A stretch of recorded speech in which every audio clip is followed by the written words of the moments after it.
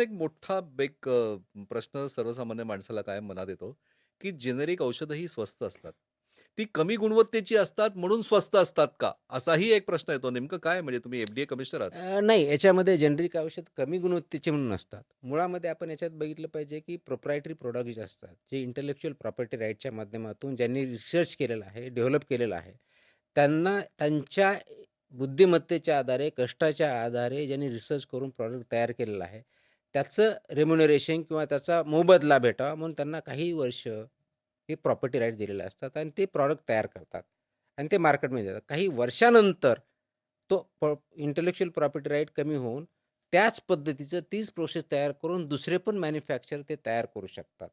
Methodology कदाचित वेगळी असू शकते. प्रोसेस ज्याला म्हणतो, ती वेगळी असू शकते.